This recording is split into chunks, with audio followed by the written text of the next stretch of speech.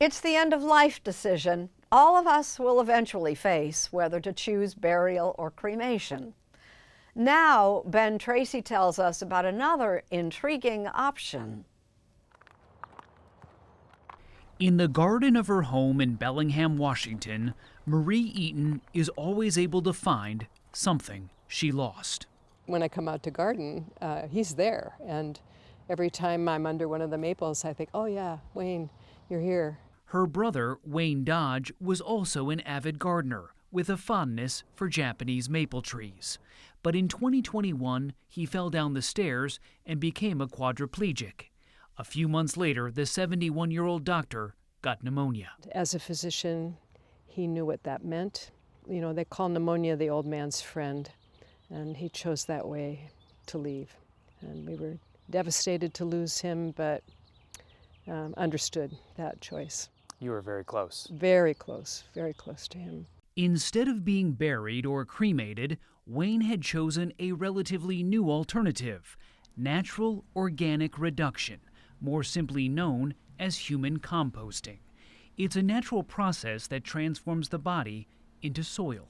So I wanted to show you what the soil actually looks like. It's beautiful, like beautiful mulch at the end of the process. Some of it is spread under the Japanese maples in her yard. What do you say to people who will hear this and say, that just sounds a little creepy or a little strange? So I might invite them to think a little bit about what traditional burial involves, which is embalming a body, putting it inside a lead-lined coffin, and putting it into a concrete vault in the ground, as though we were pretending the person's not dead.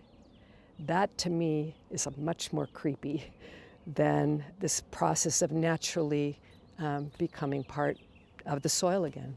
For her brother, that process happened here at Recompose in Seattle, the first human composting facility in the country. This is the gathering space. Katrina Spade is the founder and CEO. She showed us the space where families can hold a memorial service as their loved one is covered with organic plant material such as straw and wood chips. We typically have the person's body laid here, and at the end of the ceremony, we pass the person's body through the threshold vessel. On the other side is this array of 8-foot-long stainless steel containers in which more natural material is added to aid in decomposition. How long will this take for each individual body? Well, everybody's different, but about 30 to 40 days inside the vessel. And we're creating this perfect environment to facilitate that transformation into soil. Bone at that point is reduced mechanically to sort of like a sand-like substance. Spade is a former architecture student who was instrumental in Washington state becoming the first in the nation to legalize human composting in 2019. 5 other states followed, and there are now a handful of companies offering this service. Human composting is considered an environmentally friendly choice, a way to minimize death's carbon footprint.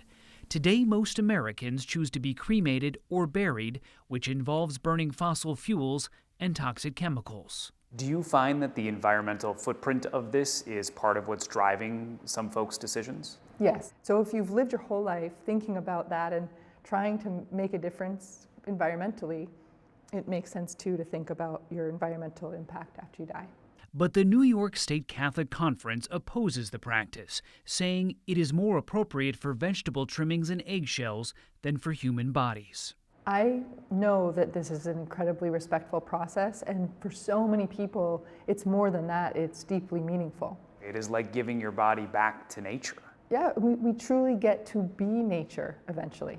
Simple natural burials were standard until the Civil War, when soldiers were embalmed so their bodies could be returned to their families.